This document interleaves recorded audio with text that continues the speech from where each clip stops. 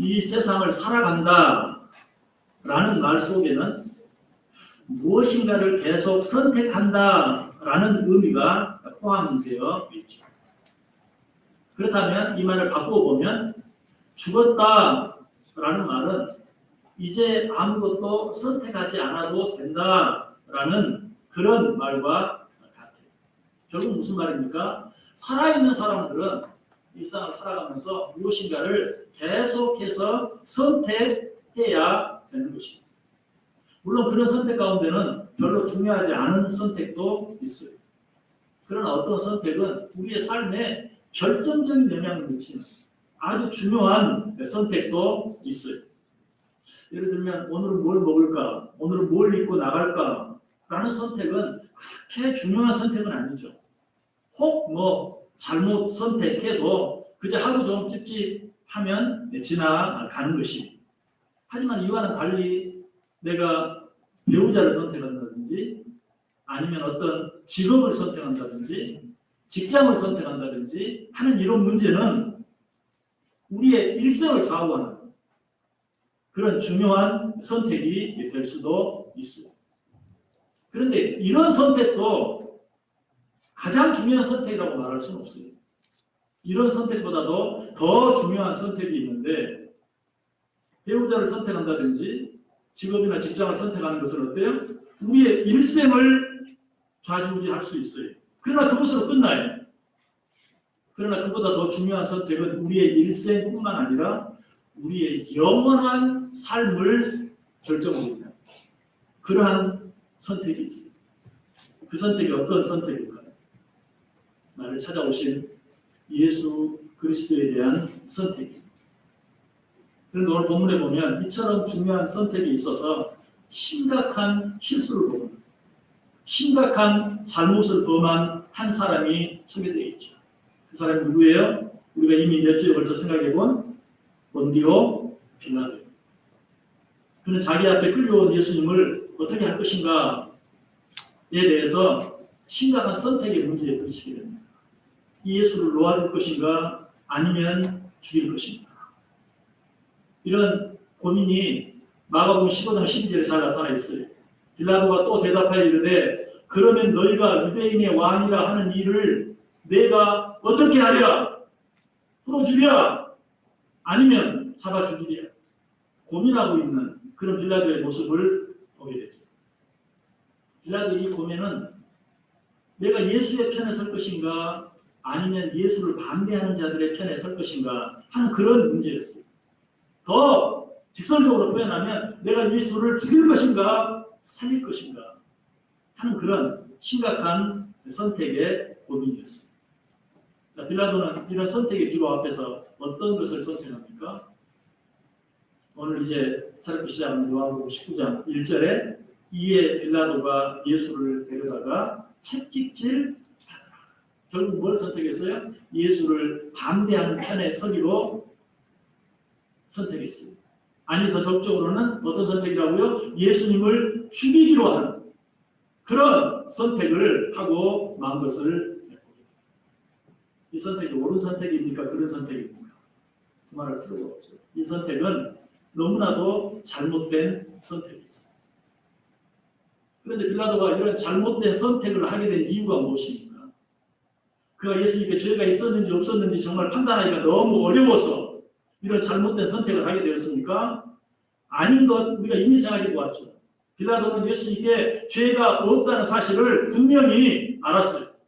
요한복음 18장 38절 끝부분에 보면 나는 그에게서 아무 죄도 찾지 못하였노라. 빌라도는 스스로 말했어요. 빌라도는 죄가 없다. 나는 그에게서 아무런 죄도 찾지 못했다. 그럼에도 불구하고 그를 잡아 죽이기로 그를 무고하게 고발하는 사람들의 편에 서기로 잘못된 선택을 하게 된 이유가 무엇입니까? 아주 쉽게 말해서 사람들의 눈치를 너무 봤기 때문에 그렇죠. 사람들을 만족시키기를 원했기 때문에 그런 잘못된 선택을 하고 만 것이 마가복음 15장 15절에 분명히 나와요. 빌라도가 무리에게 만족을 주고자 하여 바라바는 놓아주고 예수는 채찍질하고 십자가에 못 박히게 넘겨주니라. 누구에게 만족을 주기 위해서? 무리에게 만족을 주고자 해요. 예수를 잡아 죽이라고 하는 사람들에게 만족을 주기 위하여 그가 죄가 없는 줄 알고도 잘못된 선택을 하고 잘못된 결단을 내리게 되었다는 것입니다. 무엇인가 잘 알지 못해서 잘못 선택하는 것, 이건 어쩌겠어요. 잘 몰라서 잘못 선택했는데. 이건 그야말로 어쩔 수 없는 것이에요. 그런데 문제는 무엇이 옳고 무엇이 그른지 알면서도 잘못 선택하는 것, 이것이 문제예요. 이런 선택에 대해서는 핑계할 수가 없어요. 그래서 예수님께서도 누가복음 12장 47절, 48절에 이렇게 말씀하시죠. 주인의 뜻을 알고도 준비하지 아니하고 그 뜻대로 행하지 아니한 종은 많이 맞을 것이요. 알지 못하고 맞을 일을 행한 종은 적게 맞으리라. 결국 뭐예요? 알지 못해서 잘못한 것들에 대해서 내가 어떻게 다 책임을 묻겠느냐. 그러나 알고도 잘못한 일에 대해서는 내가 무섭게, 정확하게 그 책임을 묻겠다라고 말하고 있습니다. 여러분 이런 말씀은 꼭 본디오 빌라도에게만 해당되는 이야기입니까? 아니죠. 오늘 우리들에게도 동일하게 해당되는 말씀입니다. 본디오 빌라도 같은 한 사람을 향해서만 하시는 말씀이 아니라 우리 모두를 향해 주시는 말씀입니다. 우리는 예수를 믿는 그리스도인들로서 무엇을 해야 하는지 무엇을 하지 말아야 하는지 나름대로 잘 알고 있어요. 물론 좀 더 하는 사람도 있고 좀 덜 하는 사람도 있죠. 그러나 얼마나 더 알고 얼마나 덜 아느냐 하는 것은 그야말로 도토리 키재기. 다 거기서 거기. 분명한 것은 많이 알든 적게 알든 알고 있는 것이 있음에도 불구하고 내가 아는 대로 선택하고 결정하고 행동하지 못할 때가 많이 있다는 사실입니다. 그 이유가 뭐라고요? 사람들 눈치 보기 때문에 그래요. 사람들을 만족하게 하기 위해서 그러는 것입니다. 사람들을 만족시키기 위해서는 어떻게 합니까? 다른 사람들이 하는 대로 나도 해야 돼. 특별히 많은 사람들이 하는 대로 나도 따라가야 돼. 그렇게 해야 신경이 덜 쓰이고 다른 사람들에게 욕을 먹지 않아요. 자, 이런 우리를 향해서 하나님께서는 뭐라고 말씀하십니까? 로마서 12장 2절에서 너희는 이 세대를 본받지 말고 오직 마음을 새롭게 함으로 변화를 받아 하나님의 선하시고 기뻐하시고 온전하신 뜻이 무엇인지 분별하도록 하라. 뭘 본받지 말고? 이 세대를 본받지 말고 이 세상을 본받지 말고 세상이 하는 대로 하지 말고 오직 하나님의 선하시고 기뻐하시고 온전한 뜻이 무엇인지 분별하여 그 뜻대로 행하라 라고 말하고 있습니다. 다른 말로 하면 세상 모든 사람이 어떤 길을 향해 간다 할지라도 그 길이 하나님께서 원하시는 길이 아니면 그 길로 가지 말라. 그래서 예수님께서도 산상수훈에서 뭐라고 말해요? 너희는 넓은 길을 택하지 말아라. 넓은 길로 가는 사람은 많지만 멸망의 길인 경우가 많다. 너희는 좁은 길로 가라. 좁은 길은 길이 좁고 협착하여 찾는 자들이 적지만 그 길이 바로 생명의 길이다. 우리가 왜 실수한다고요? 왜 우리가 알고도 잘못한다고요? 많은 사람들이 하는 대로 따라 하려고 하기 때문에. 콘스탄티노플 초대 교회의 유명한 교부였던 크리소스톰이라는 사람이 자기가 교부가 되었을 때, 교회 지도자가 되었을 때 당시 그냥 교회 안에 또 세상 안에 만연돼 있었던 부도덕한 일들을 보고 우리가 이제 이 일들과 결별하자. 우리는 이제 그런 일들을 행하지 말자라고 결정을 했습니다. 그러나 교회 안에서든 밖에서든 그런 일들이 이제 너무 일반화되어 있었기 때문에 이제는 그렇게 하지 말자라는 이 일이 심각한 반대에 부딪히게 되었습니다. 이런 모습을 보고 이 크리스토스톰 옆에 있던 사람이 말해 큰일 났습니다. 온 세상이 우리를 반대합니다. 이때 이 크리스토스톰 교부가 정말 교회 역사에 남을 만한 유명한 한마디 말을 했어요. 온 세상이 우리를 반대한다고? 좋다. 그렇다면 우리가 온 세상을 반대하면 되지. 내가 온 세상을 반대한다. 온 세상이 우리를 반대한다고? 좋다. 그렇다면 우리가 세상을 반대하면 되지. 내가 온 세상을 반대하리라. 여러분은 어떻게 살아가고 있습니까? 우리는 분명 우주를 창조하신 창조자 하나님을 믿고 삽니다.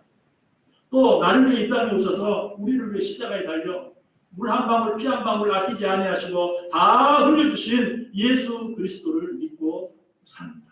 그러면서도 눈앞에 있는 지극히 작은 이해 관계에 얽매여서 그리스도인으로서 마땅히 취해야 될 그런 삶의 가치관들을 포기해버리고 그리스도인들로서 마땅히 살아드려야 될 그런 삶의 모습대로 살지 못하고 세상 사람들과 똑같이 살아가고 있을 때가 너무 많아요. 여러분, 특별히 여러분의 자녀들이 세상적인 가치와 기독교적인 가치 사이에서 방황할 때 여러분은 분명하게 기독교적인 측면에서 여러분의 자녀들에게 권면할 수 있습니까? 학교에서 가르치는 내용과 성경에 기록된 내용이 분명하게 서로 상충이 되어질 때 과감하게 교과서에 나와 있는 그런 내용이 아니라 성경에 나와 있는 내용을 취하도록 여러분 자녀들에게 가르칠 자신이 있습니까? 왜 우리 자녀들이 세상과 교회 사이에서 방황하며 살아갈까요? 그것은 우리들이 모르는 것은 차치하고라도 분명히 알고 있는 것까지라도 우리 자녀들에게 분명하게 제시하지 못하기 때문에 세상적인 기준과 성경적인 기준, 세상 사람들의 기준과 그리스도인들의 기준 사이에서 우리가 방황하기 때문에 어정쩡한 태도를 취하기 때문에 엄마, 아빠 어떻게 해야 돼? 네가 알아서 해, 적당히. 분명히 이 아이는 주일학교에서 들은 내용과 학교에서 들은 내용이 달라서 고민이 돼서 엄마, 아빠 어떻게 해야 돼?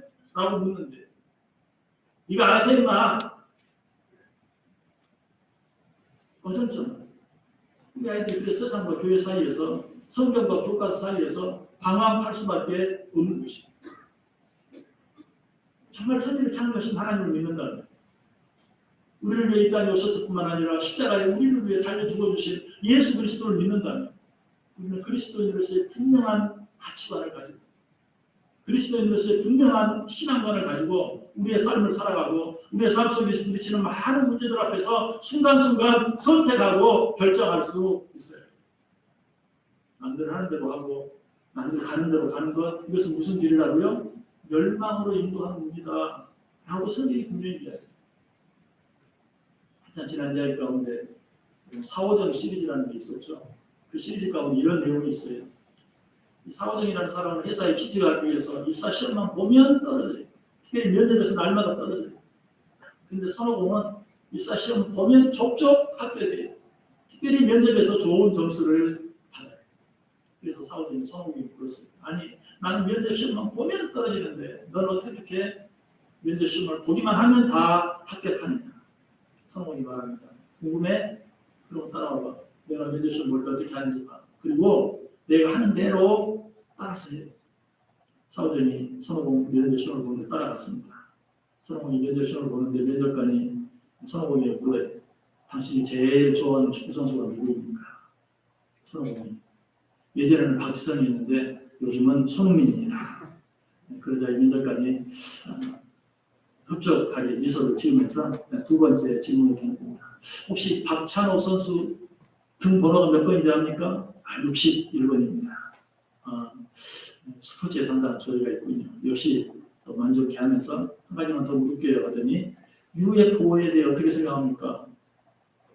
그러자 선호공은 기다렸다는 것이 과학적으로 아직 검증된 바가 없기 때문에 정확한 의견을 말씀드리기는 어렵습니다. 잘 모르겠습니다. 그러자 이 작가는 이 선호공이 아주 논리적인 신중한 대답을 보면서 잘 했다고 칭찬하면서 판정을 내리는데 합격, 불합격? 합격 판정을 내렸어요. 이 선호공이 합격 판정을 하고 나오는 사오정에게 잘 봤지? 내가 하는 대로 하면 되는 거야. 드디어 사오정이 또 면접하는 시간이 되었습니다. 자, 면접관이 이 사오정에게 묻습니다. 성함이 어떻게 되시죠? 그래서 사오정이 주저없이 말합니다. 예전에는 박지성이었는데 지금 손흥민입니다. 깜짝 놀란 면접관이 다시 물어요. 지금 나이가 몇입니까? 61입니다. 면접관이 더 어이가 없어 하면서 당신 귀는 제대로 들립니까? 그래서 사오정이 뭐라고 말했습니까? 과학적으로 아직 검증된 바는 없기 때문에 정확한 의견을 말씀드리지는 못했습니다. 잘 모르겠습니다. 자, 면접 결과가 어땠을까요? 합격일까요? 불합격일까요? 당연히 불합격이죠. 여러분 왜 이런 말 같지도 않은 이런 이야기를 왜 드립니까? 여러분이 웃으신 것처럼 세상을 이렇게 살아가는 게 정말 우스운 거예요. 남들 하는 대로 나도 따라가는, 남들 생각대로 나도 생각하는, 남들 행동하는 대로 나도 행동하는 것이 얼마나 우스운 것인가. 그런 사람들에게 주어지는 마지막 결과는 무엇이에요? 불합격이에요. 성경에도 보면 그런 사람들이 참 많아요. 입으로는 주여 주여 하면서도 하나님의 뜻대로 행하지 않았던 많은 사람들을 향하여 예수님께서 뭐라고 말합니까? 내가 너희를 도무지 알지 못하니 불법을 행하는 자들아 내게서 떠나라. 혼인 자리에 예복을 입지 않고 나타났던 한 사람, 그 사람을 향해서는 뭐라고 말합니까? 그 손발을 묶어 바깥 어두운 데에 내던지라. 거기서 슬피 울며 이를 갈게 되리라. 주인에게 한 달란트를 받고 그대로 땅에 묻어두었던 사람, 그 사람에게는 뭐라고 말하죠? 이 무익한 종을 바깥 어두운 데로 내쫓으라. 거기서 슬피 울며 이를 갈리라. 다른 누구보다도 예수님이 무죄한 줄 알면서 사람들의 아우성 소리에 예수를 채찍질하고 죽음의 자리에 내어주고 말았던 빌라도, 그는 어떻게 되었을까요? 잠깐은 그가 선택을 잘한 것처럼 보였습니다. 당시 이 총독의 자리에 오면 4년, 5년 버티기가 쉽지 않았습니다. 그런데 빌라도는 10년을 버텼습니다. 어떻게 보면 빌라도가 지혜롭게 선택을 잘한 것 같죠? 그런데 역사의 기록에 보면 이 빌라도가 이스라엘을 다스리던 그런 때에 사마리아 대학살이라는 사건이 일어나게 되는데 이 사건으로 말미암아 로마에서 소환 명령이 떨어져요. 빌라도 로마로 들어와. 그런데 빌라도는 이 소환 명령을 받고 이제 자기의 때가 다 된 줄 알고 스스로 목숨을 끊고 말았어요. 그것이 빌라도의 최후였습니다. 어떤 선택이 지금 당장은 나의 유익이 되는 것 같고 지금 당장은 옳은 선택인 것처럼 보여요. 그러나 사람의 눈치를 보면서 사람의 방법대로 세상 사람들이 하는 대로 선택한 결과는 바로 빌라도의 그 최후처럼 너무나도 잘못된, 너무나도 비극적인 그런 종말을 맞이할 수밖에 없다는 사실입니다. 그러나 이와 정반대의 사람은 한 사람 우리가 성경에 찾아볼 수 있어요. 그 사람은 매우 귀한 향유 한 옥합을 가지고 예수님의 머리에 부었던 여인이에요.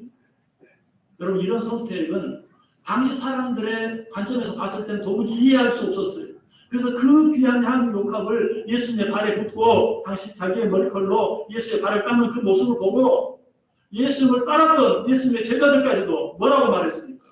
그들이 분하여 이르되 무슨 의도로 이것을 허비하느냐? 이것을 비싼 값에 팔아 가난한 자들에게 줄 수 있지 않겠느냐? 이것이 세상 사람들의 기준이에요. 그러나 예수님께서는 그녀의 선택을 어떻게 판단하셨습니까?